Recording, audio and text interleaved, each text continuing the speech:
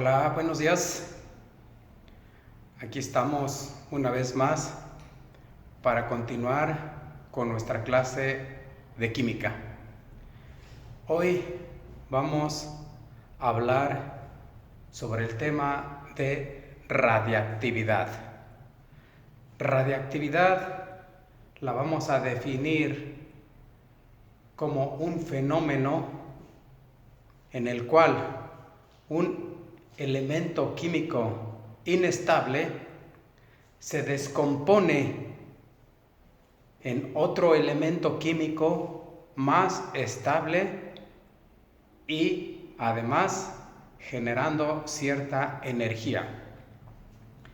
Este tema de radiactividad contradice lo antes visto con relación al átomo.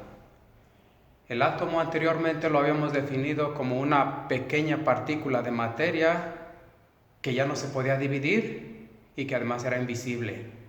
Pues la radiactividad vino a revolucionar todo esto. Y nos dice precisamente que hay en la naturaleza elementos químicos inestables y como todo en la vida tiende a un equilibrio normal, natural. Los elementos químicos también lo hacen, tienden a buscar un equilibrio. Entonces, todos los elementos que son radiactivos por naturaleza emiten energía y se descomponen en otros elementos más estables. Pero, ¿cómo empezó todo esto? Resulta que en el año de 1895, el gran físico alemán Röntgen descubrió de manera accidental los rayos X. Estos rayos los descubrió al estar haciendo un experimento en un tubo de rayos catódicos. Observó que había una luminiscencia que formaban estos rayos y que eran capaces de velar una placa fotográfica.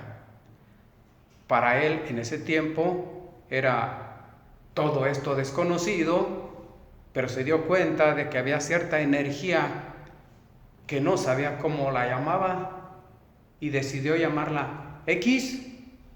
Hasta la fecha, hoy se le conoce como rayos X.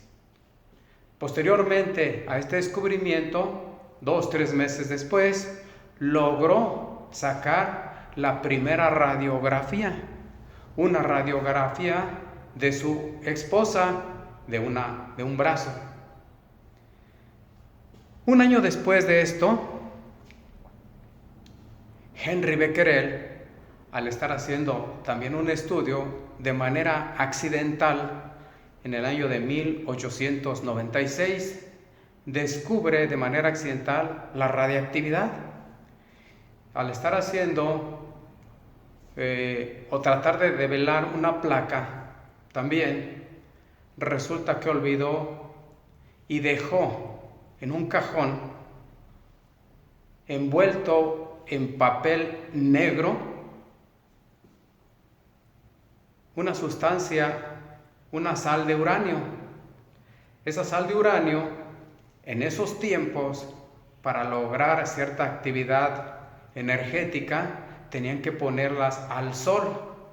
Pues resulta que tuvo un accidente con su experimento y suspendió el experimento, fue a buscar la sal que tenía en el cajón y observó que esta sal emitía cierta radiación, cierta energía, y después era capaz de velar todo lo que estaba a su alrededor.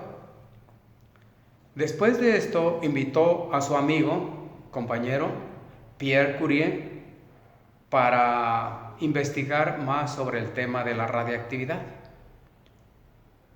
Este tema de la radiactividad lo vamos a definir o lo vamos a simplificar de una manera más general con un pequeño dibujito, a ver si se logra entender.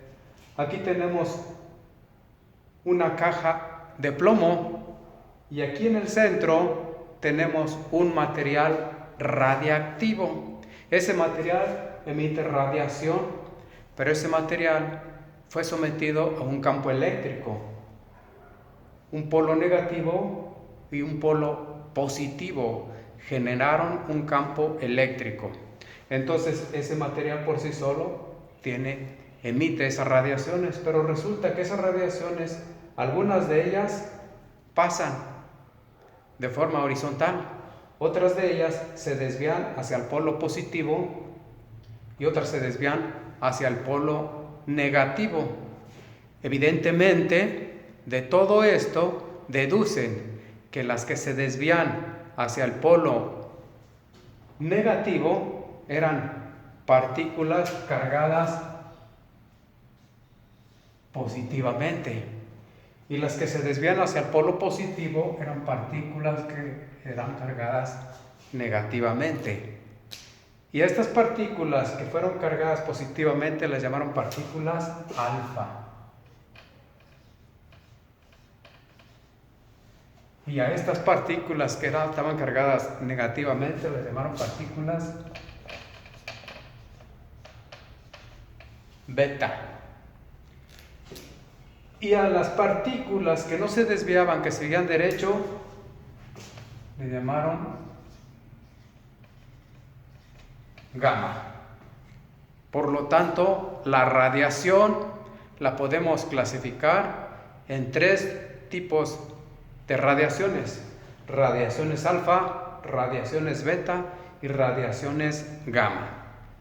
Las radiaciones alfa son partículas cargadas positivamente, ya que se desvían hacia el polo negativo. Las partículas beta son cargadas negativamente, ya que se desvían hacia el lado positivo. Y las partículas gamma no se desvían, por lo tanto siguen su misma trayectoria. Estas fueron las 3 partículas que vamos a estudiar en el tema de radiactividad. Y las partículas gamma, que son pura energía, son mucho más intensas que los rayos X. Muy bien, vamos a continuar comentando con respecto al avance de esta radiactividad. Resulta que los esposos Curie, Pierre en especial, no se interesaba mucho en este trabajo de la radiactividad. Sin embargo, Marie, que en ese tiempo todavía no era su esposa, estaba haciendo su doctorado en física. Le pareció muy interesante el tema y ella sí se dedicó con mucho entusiasmo a este estudio. Ella logró encontrar de una sustancia que era extraída de las minas en ese tiempo y que le llamaban pechblenda. Sabían que esta sustancia era radiactiva, pero no sabían qué era exactamente lo que contenía. Resulta que Marie se dedicó a estudiar la pechblenda y logró extraer y encontrar 2 elementos radiactivos más: el radio, que su símbolo químico es Ra, y el polonio. El polonio, que lo llamaron así en honor al pueblo precisamente donde era originaria Marie Curie, polonio.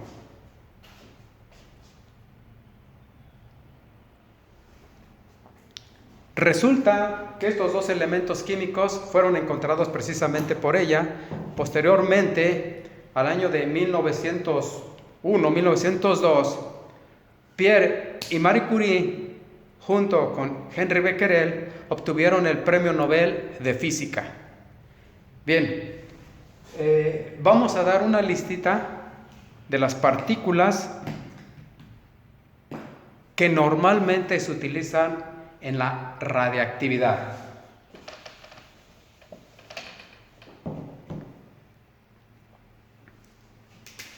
Y vamos a ponerle aquí partícula, símbolo,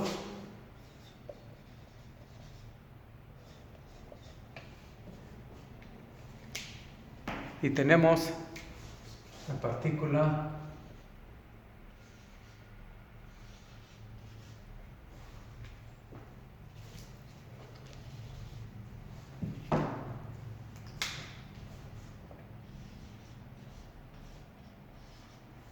alfa. El símbolo es así y tiene 2, 4. Pero la partícula alfa, que la podemos poner así, también la podemos poner como He, helio. Es similar al helio con 2, 4. Acuérdense lo último que estuvimos viendo, que un elemento químico lo podemos un elemento químico X, voy a poner como A, Z, donde A era la masa atómica y Z el número atómico. Este también la masa atómica, el número atómico, masa atómica, número atómico. Por lo tanto, además tiene carga positiva, acuérdense. Tenemos las partículas beta. La partícula beta se puede poner como E negativo, que quiere decir un electrón con -1, 0. O también así, beta negativo, 0, -1. La partícula beta. Y la gamma sería así, 0, 0. No tiene carga, no tiene masa, es pura energía. Pero también podemos tener protón, que se representa con la letra P, 1, 1. Y también podemos tener neutrón, que se representa con la letra N, 0, 1. Y también podemos tener positrón. Positrón, que se representa con la letra E positiva, 0 más 1. Igual al electrón, pero positivo con 0 y 1. El electrón con 0 y -1. Son las tres partículas que podemos tener dentro de la radiactividad. Ahorita que empecemos a ver ecuaciones químicas, vamos a ver cómo vamos a aplicar estas partículas en una ecuación química. Bien, la radiactividad la podemos clasificar en radiactividad ionizante y radiactividad no ionizante. La radiactividad no ionizante es la radiactividad que tiene poca energía y que no es capaz de ionizar el aire cuando pasa a través de él. En cambio, la radiactividad ionizante es una capacidad con muchísima intensidad que en el paso por el aire ioniza las moléculas, los átomos de aire. Se puede decir que es más dañina, es más peligrosa. Dentro de estas partículas, las partículas alfa son no ionizantes. La más ionizante de todas estas podemos decir que es la partícula gamma. También podemos decir que la radiactividad la podemos calificar en natural y no natural o ejecutada por el hombre, artificial. La natural es cuando es un elemento por sí solo, emite toda esa radiactividad. En cambio, la radiactividad que no hace así este efecto, que es artificial y que es manipulada por el hombre, es bombardeada con partículas en el núcleo. Es bombardeada por alguna de estas partículas que normalmente son partículas de helio, o puede ser un protón o puede ser un neutrón. Y eso es lo que genera que los núcleos se desprendan más partículas y se transforme de un elemento a otro elemento generando mucha energía. Esto es el principio de la era atómica y es el principio en el que se basa para las bombas atómicas. Solamente quiero hacer ese comentario, no nos vamos a meter en mucho. El otro detalle que quiero comentarles es las ecuaciones químicas. Vamos a explicarla rápidamente.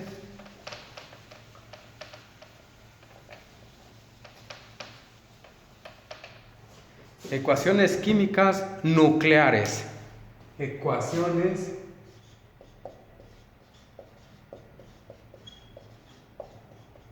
nucleares.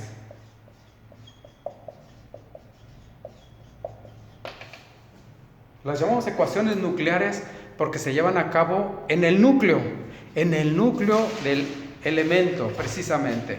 Por lo tanto, dijimos que un elemento lo representamos de esta forma, donde X es el elemento, A es la masa atómica, Z es su número atómico, A es el que está en la parte superior, se llama superíndice, Z es el inferior, se llama subíndice. Estos pueden estar del lado izquierdo o del lado derecho, es indiferente. Esto nos va a dar un elemento Y que va a tener C y D, más energía. Esta energía puede ser una de las partículas que acabamos de ver. Puede ser un neutrón, un protón, un electrón o una partícula alfa, que es un átomo de helio.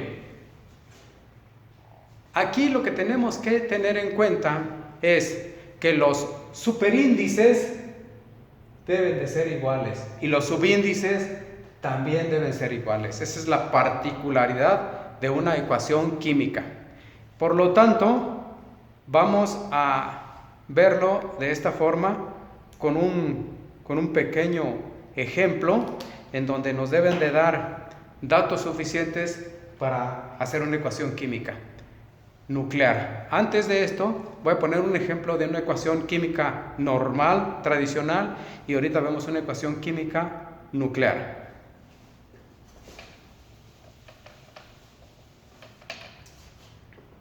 Esta que voy a escribir es una ecuación química normal. Vamos a decir que el hidrógeno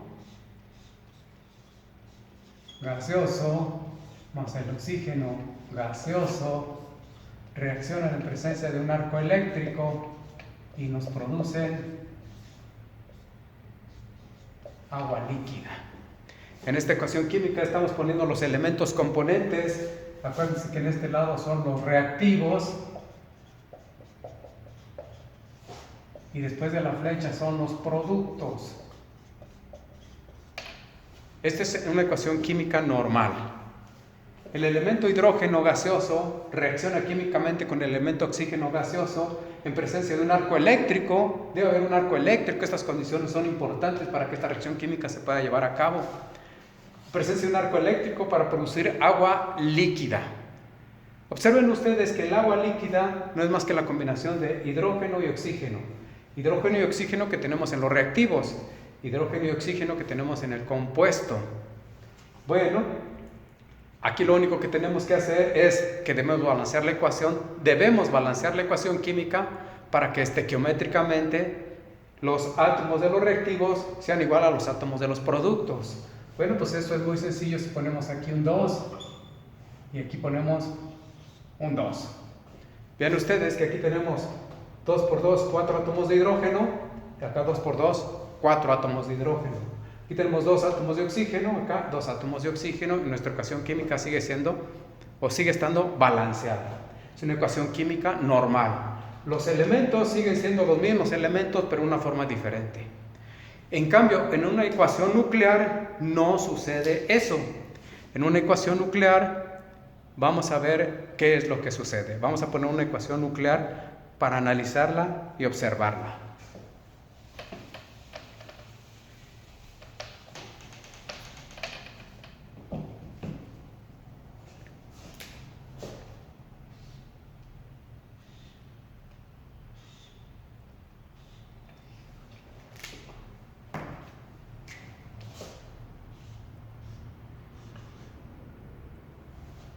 En una ecuación nuclear tenemos el torio 23490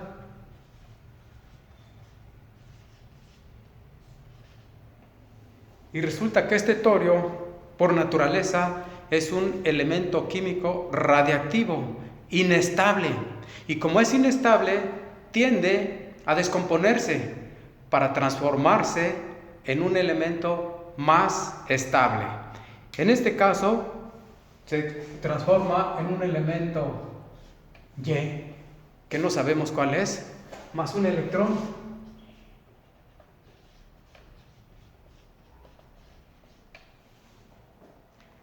Pero con estos datos nosotros podemos calcular o encontrar este valor de Y. Acuérdense que el electrón lo pusimos de esta forma. El electrón pusimos como E-1 con -1, 0. Por lo tanto, este torio sería torio 23490, nos va a dar componente Y. Acuérdense que este va a tener un elemento. La suma, 234 debe ser la suma de que tenga este con este. Por lo tanto, este también va a tener 234 porque van a ser iguales, 0. Y este va a ser el que tenga este más este, entonces aquí va a ser 91 la suma algebraica. 90 tiene que ser la suma algebraica de este más este. Como este es -1, entonces debe ser 91. Y este elemento químico, consultando la tabla periódica, observamos que este es el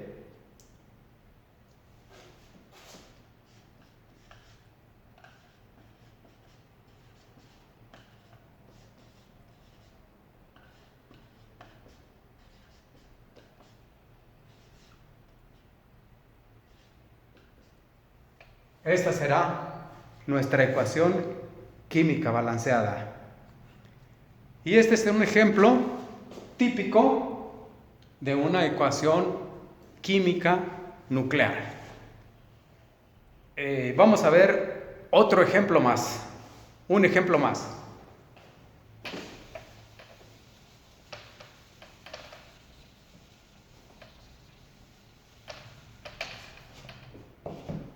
Tenemos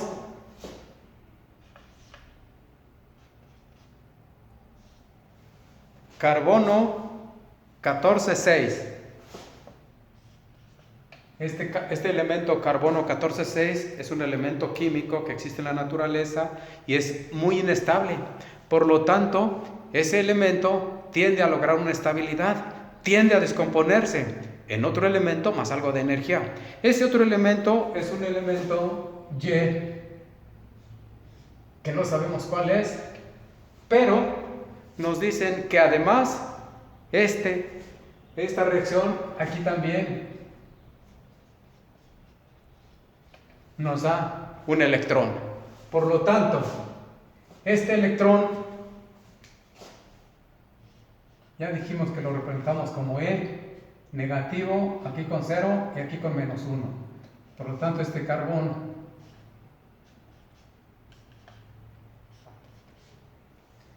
si aquí es -1, entonces aquí debe ser 7, para que 7 menos 1 nos dé 6.